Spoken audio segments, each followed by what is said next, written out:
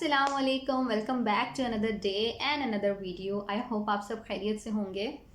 तो आज मैं बहुत दिनों से सोच रही थी कि इसके ऊपर डिस्कस करूँ और बीच में काफ़ी डेज का गैप भी आ गया कि मैं वीडियो नहीं बना सकी। तो नाउ इट्स टाइम के डिस्कस किया जाए आइल्स के बारे में। तो आप लोगों में से बहुत सारे लोगों को पता होगा कि आइल्स क्या होता है, इसको ज़रूरी क्यों है, और बहुत सारे लोगों को इसके बारे में नहीं पता होगा। तो मैं आपको बता दूं कि आइल्स जो है वो international English language testing system है, जिसमें कंपलसरी हो जाता है कि अगर आप फॉरेन किसी भी कंट्री में स्टडीज़ के लिए जा रहे हैं या आप जॉब के लिए जा रहे हैं तो आपके पास एक लैंग्वेज सर्टिफिकेट होना चाहिए। ठीक है, तो जिसको हम आइल्स कहते हैं। अगर आप अमेरिका के लिए जा रहे हैं, अमेरिका स्टडीज़ के लिए या जॉब के लिए जा रहे हैं, तो दे रिक्वायर टॉफल एंड ग्री। ठीक है, लेकिन अगर आप इसके अलावा किसी भी कंट्री में जाते हैं तो आइल्स कंपलसरी है। अब आइल्स के अंदर जो है ना वो 4 कैटेगरीज आ जाती हैं। सबसे पहले मैं आपको इसकी 2 कैटेगरीज बताती हूँ कौन कौन सी हैं। पहली ये है कि जनरल कैटेगरी है और दूसरी एकेडमिक है। अगर आप जनरल कैटेगरी में परस्यू करते हैं तो इट्स मीन कि आप जॉब के लिए जा रहे हैं, यानी कि अगर आपने जॉब के लिए जाना है तो आप जनरल कैटेगरी को परस्यू करेंगे। लेकिन अगर आप स्टडीज़ के लिए जा रहे हैं तो आप एकेडमिक कैटेगरी की तरफ जाएंगे। अब इन दोनों कैटेगरीज में सिर्फ फ़र्क जो है वो एक टेस्ट का है। दोनों का टेस्ट तो होता सेम है, सब में सब कुछ सेम होता है, लेकिन डिफरेंस कहाँ पर आता है, सिर्फ इनके एक पार्ट में। अब आइल्स के टेस्ट में 4 पार्ट्स होते हैं। One of them is writing, reading, listening and speaking. ठीक है, 1 आवर फिक्स्ड होता है आपका, 1 आवर का एग्जाम होता है। हर पार्ट के 1 से 2 से 3 पार्ट होते हैं, ठीक है, जिनको आपने करना होता है। तो सबसे पहले बात करते हैं अपने राइटिंग टास्क की। तो जो राइटिंग टास्क है उसमें आपको 1 घंटा दिया जाता है और इसमें आपको 2 पेपर दिए जाते हैं, यानी कि 2 टास्क दिए जाते हैं करने के लिए।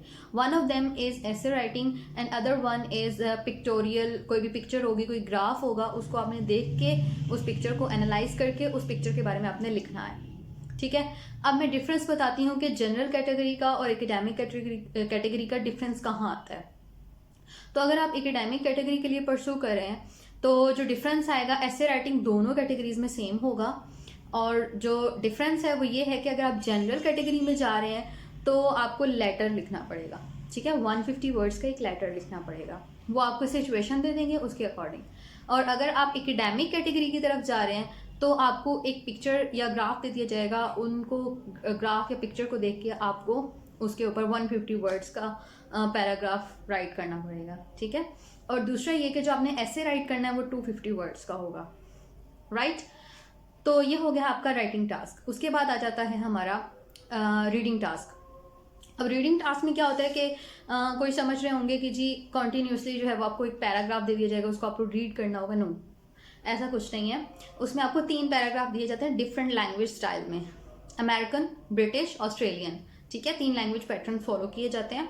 उनमें वो पैराग्राफ्स जो है वो लिखे होते हैं और बहुत टफ होते हैं, बहुत ज़्यादा। और उनसे relevant MCQs, question answer, choose the correct option, fill in the blanks, इस तरह के प्रेपोजिशन, पंक्चुएशन रिलेटेड क्वेश्चंस बनाए जाते हैं। ठीक है, और वो आपको करने होते हैं। इसके लिए भी आपके पास 3 पैराग्राफ्स होते हैं रीडिंग टास्क में। 3 पैराग्राफ होते हैं और हर पैराग्राफ के लिए आपके पास 20 मिनट्स होते हैं, यानी कि आपने सेकंड टास्क को भी 1 घंटे के अंदर कंप्लीट करना है। उसके बाद जब आप 1 घंटे में अगर आपका कंप्लीट होता है या नहीं होता, वो आपसे पेपर ले लेंगे। थर्ड आ जाता है लिसनिंग। अब लिसनिंग में क्या होता है कि वो आपको पेपर भी दे देंगे और क्वेश्चन पेपर दे देंगे और आपको पेंसिल दे देंगे। आपको क्या करना है, और एक ऑडियो प्ले करेंगे। ठीक है, ब्लूटूथ आपके कानों में लगे होंगे।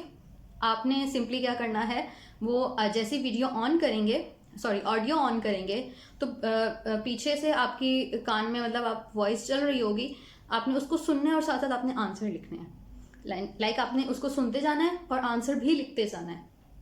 तो ये इसमें क्या होता है, इसमें भी आपके पास ये 3 पैराग्राफ्स होते हैं, यानी कि 3 टाइप का पेपर होता है। और 20 मिनट्स का जो है ना वो 3 टाइम रिकॉर्डिंग्स चलाई जाती है।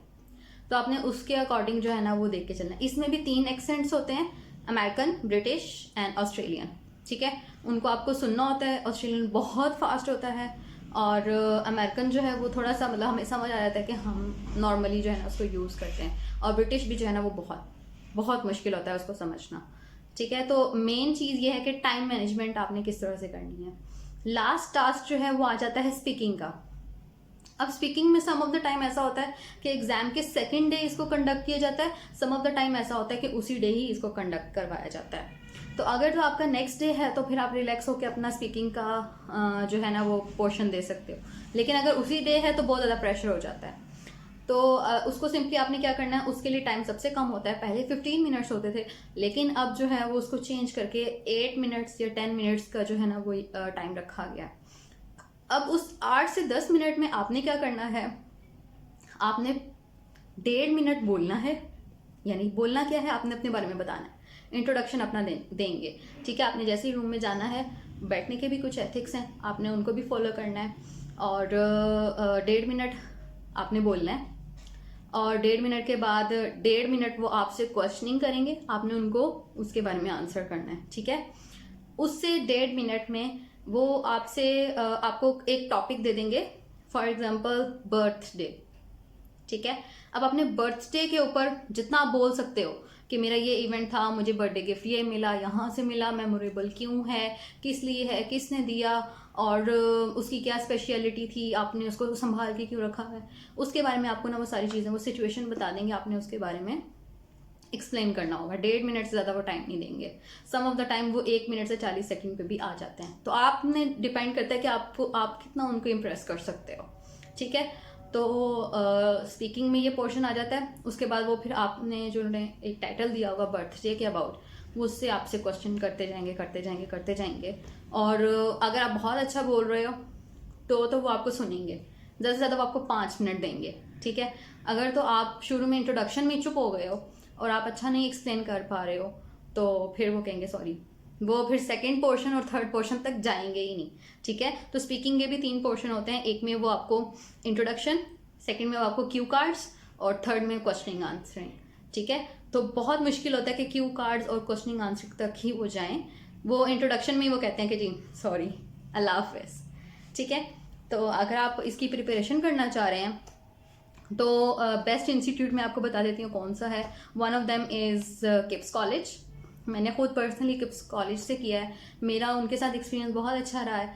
और दूसरा मैं प्रेफर करूँगी कि आप इसकी घर में प्रैक्टिस करें, आप इसको खुद से प्रैक्टिस करें। जितना आप इस पर जितनी टेस्टिंग करेंगे, जितना आप इस पर खुद अच्छी ग्रिप लेंगे, आपको उतना अच्छा वो आप अटैम्प्ट कर सकते हो, ठीक है। आप कॉलेजेस में जाओगे तो कॉलेजेस वाले जो सिंपली जो हैं वो आपको टिप्स एंड ट्रिक्स बताएंगे कि आपने किस तरह से टाइम को मैनेज करना है, बस इससे ज़्यादा कुछ नहीं। बाकी वो आपको टेस्ट देते रहेंगे, आपने टेस्ट करते ही जाना है।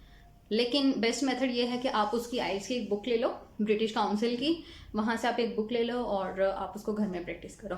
दूसरा इंस्टीट्यूट मैं बता देती हूँ, अगर आप मुल्तान से बिलोंग करते हैं तो गुलगश में बना है ब्रिटिश काउंसिल, आप वहाँ से भी जाके प्रिपरेशन कर सकते हैं। वो आपको गाइड करेंगे किस तरह से करना है, कैसे करना है, ठीक है। इसके अलावा आई विल प्रेफर कि आप किसी इंस्टीट्यूट में जाने की बजाय आप घर में प्रेफर करें, आप अपनी प्रैक्टिस खुद करें, ठीक है। आप अपने सबसे बेस्ट टीचर हैं और आप अपने सबसे बेस्ट गाइडर हैं, ठीक है। तो I hope this will be informative. अगर आपका कोई क्वेश्चन हो, कुछ भी आपको पूछना हो, और अगर आप लोग चाह रहे हैं कि मैं आइल्स के ऊपर कुछ ऑनलाइन सेशंस रखूं, तो प्लीज़ कमेंट मी। और अगर ये इनफ है then thank you so much for watching me. Don't forget to follow me on Instagram. Have a good day. Allah Hafiz.